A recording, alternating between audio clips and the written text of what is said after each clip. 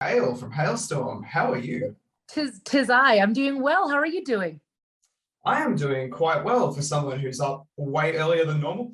I was gonna say we're playing with the time zones now. So that's well, thank you so much for getting up and for taking the time with me. I appreciate that. That's okay. I'm sure you'll appreciate the lifestyle. I was only asleep 3 hours ago. So Yeah.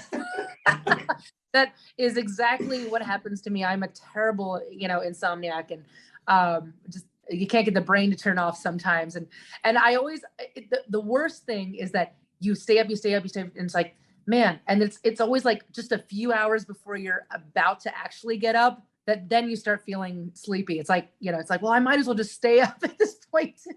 finally have a new album coming out.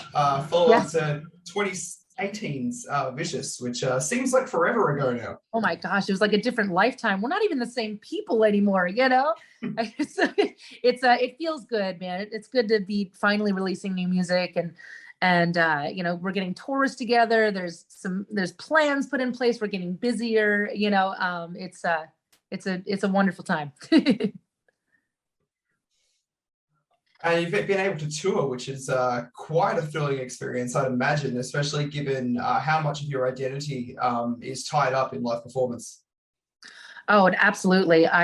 You're back in your happy place, and you're back where, where you're able to just be this elevated, amped up version of yourself, and just be where you want to be. And the craziest thing about everything, like, compared to BC before COVID, and then afterward, what we've been seeing is that there's so many, I don't know, there's so much joy that goes into these live shows now. Not that there ever wasn't that joy, but I feel like even from an audience perspective, maybe some of us took some of that for granted, so when it was taken away from us, now I just see everybody in the audience, and they're going to every show like it's their last show. And every performance I ever see from any band, they're just playing it like it's going to be their last night. It's wonderful to see that out on the other side. And yeah, no, you're very right. A lot of look, I've been in Halestorm since I was 13 years old. This is so much more than a career choice. This is an extension of me. And for the longest time without it, you have to like almost look at yourself and say, well, who am I without all this? And why? Where's my purpose? What is the mission? There's always a purpose and a mission. And so you have to kind of figure it out. And this album was basically a roller coaster ride of me trying to figure that out again, and try to come out fairly unscathed on the other side. So yeah, I don't know. It's just, it was a strange thing. And we were just talking about that the other day. Like, even when I was 13 and 14, we had like a bowling alley gig twice a month, or we were playing a coffee house or something, so it was the longest we had ever gone without having that kind of, that drug of choice, so to speak.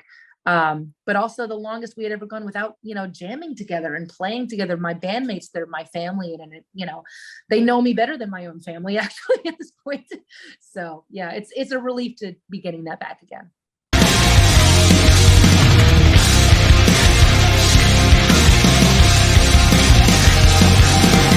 Said in the press brochure that went out with this that it was the story of you carving yourself out of the abyss, that it was a journey of navigating mental health, debauchery, survival, redemption, rediscovery, and still maintaining faith in humanity.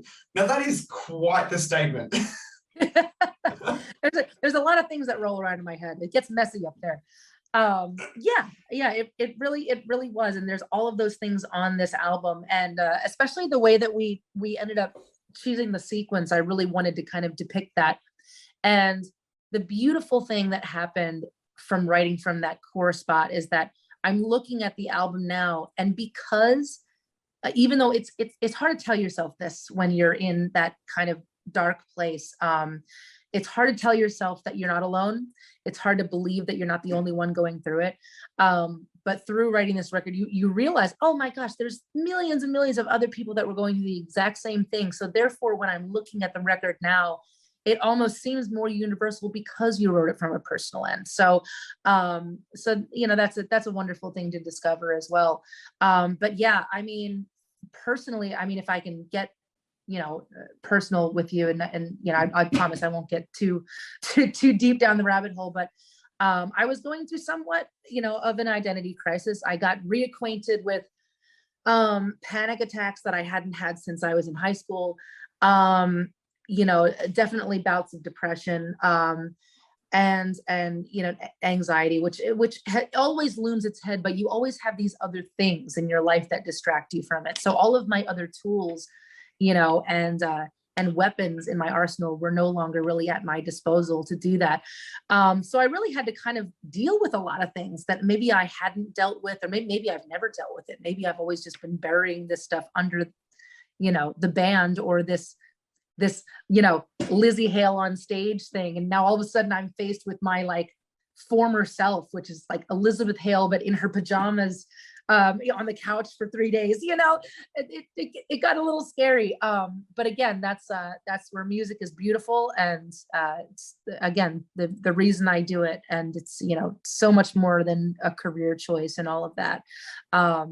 So it helped me, but I had to force myself to do it, because there was a point in time where I was like, do I even like this anymore? Do I, who am I without all of this? And do I even like music? Are we ever going to get to play music again? You just spiral outward on a lot of different subjects. So I had to kind of look at myself in the mirror one day. I'm like, hey, snap the F out of it and sit down, and you know what to do. You have to write yourself through it. You got to write it all down. Even if it's gibberish for the first 17 pages, you have to figure it out. And so kind of forced myself to sit down and do something about it. And then we finally, got into the studio, and then we had to get out of the studio because the, new, all the ups and downs of whatever the level of sickness was going on. But it was so wonderful to get back together with the guys and jam again. And then all of a sudden you were able to bring all of these subjects to the table and start putting the puzzle together. And so it was just it was quite the roller coaster ride.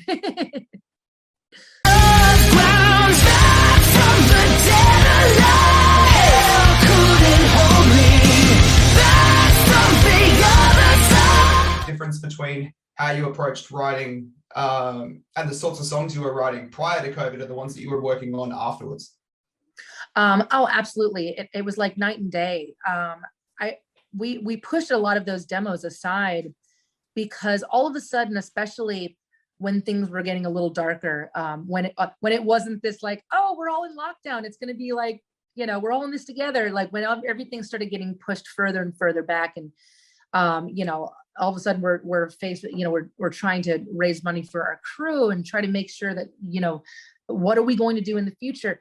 All of those songs that were, written prior to lockdown and prior to COVID just seemed a little unimportant and safe almost, like we're just writing songs to write songs, and let's try to have hooks in the radio and all of that.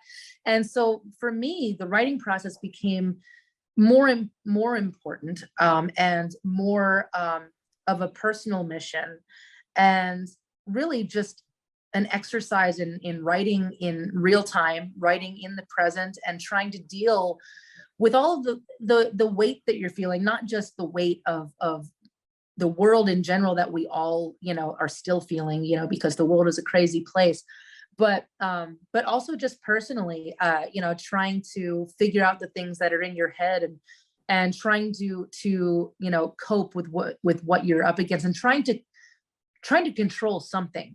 And the only thing that I really had any control over was being creative. And the silver lining of the whole thing is that I really did rediscover that love of writing. Not that I always love writing, but really the reason why I do it, which is really to get things out and to deal with things that are rolling around in my head, and to give myself hope, and not just, hope in humanity in general, but hope in myself. So this really became kind of a personal roller coaster for me. But that's a beautiful thing, because I wasn't writing for any of those other reasons. I was writing from a very selfish standpoint, in order to, really just figure my therapy out and make it through to the other side. So so yeah, it was a big difference. But I also, by that, having that reconnection, I feel like I'm going to be going forward trying hard not to lose that, and not to get so caught up in the business end of it, and all of the petty things, about this life that don't actually really matter, to really focus on what's important to you and your truth. So yeah, like I said, silver linings. It would have been a very different record if if COVID hadn't happened. So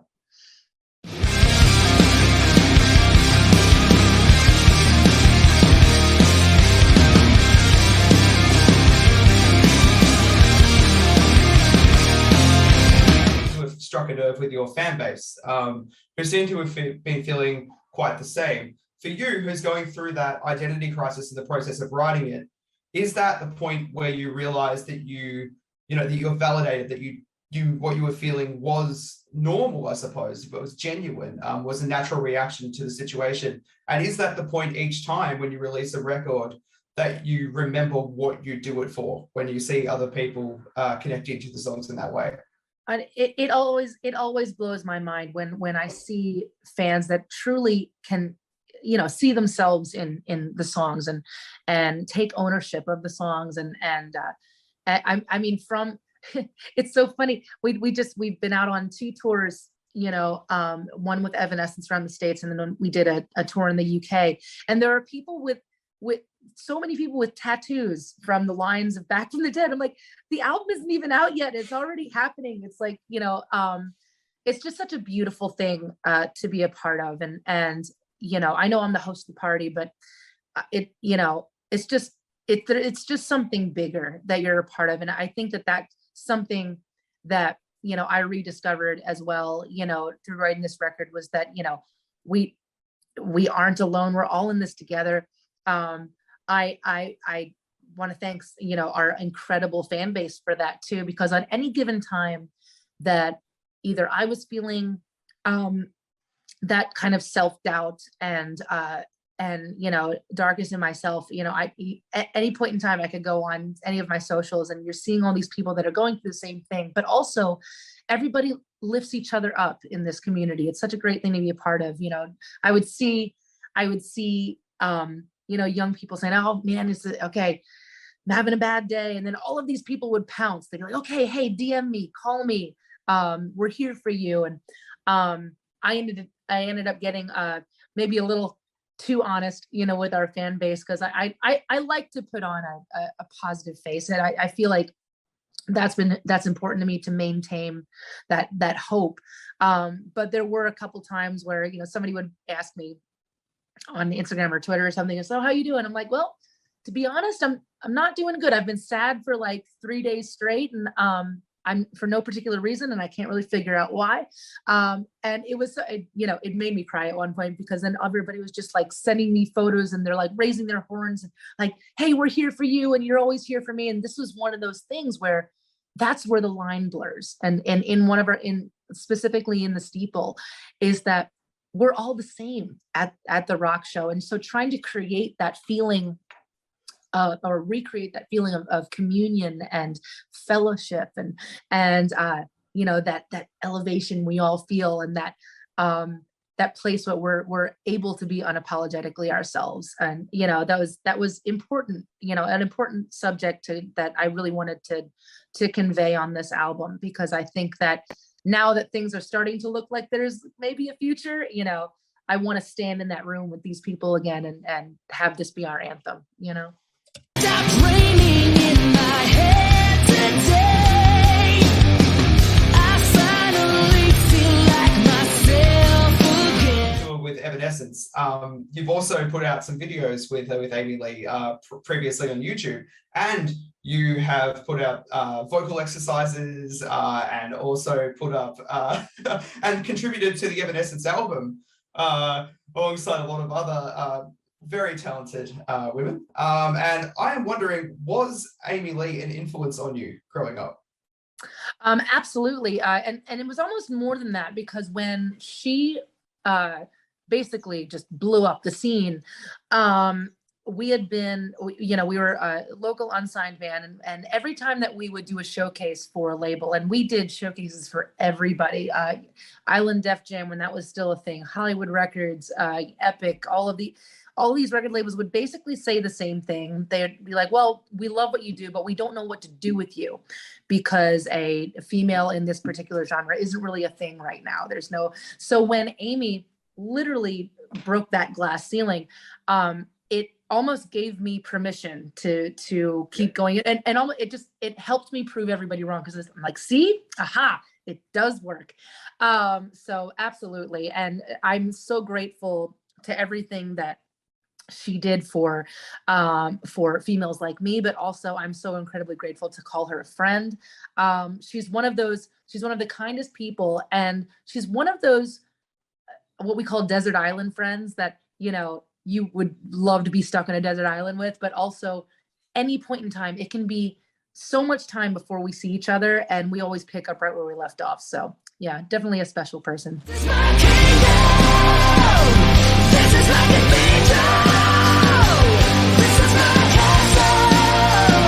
And these are my people. Music. What's something you consider yourself to be a maniac for? What else do you love? What else do I love? I'm a bit of a fashionista. I have an obsession with leather jackets.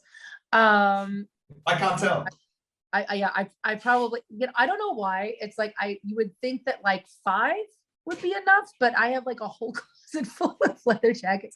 Let's see what else. Oh, and I love like my favorite movie genre is either like the post-apocalyptic, you know, genres, or like horror. So some of the classic horror, like Halloween and all that stuff. So I love doing that as well. But yeah, definitely, I like dabbling in some weird things. Oh, and awesome. I love cooking. I also love cooking. Cool. I got 2 quick ones before your publicist kills me. The first one is you've played an NXT takeover for the WWE. Which makes me wonder if you could have an entrance song play anytime you entered a room, what song would you want it to be?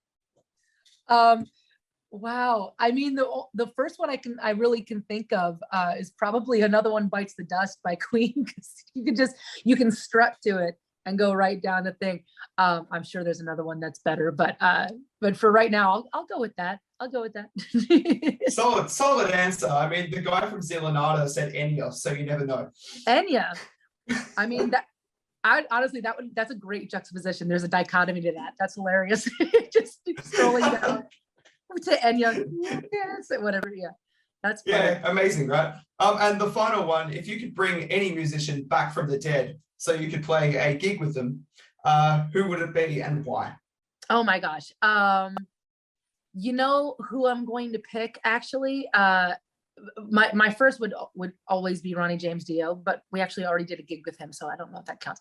I'm going to say Janis Joplin. Honestly, I'm going to go with that one because she was a whaler, and not only would I love to sing with her, but I just want to give her a hug, I think.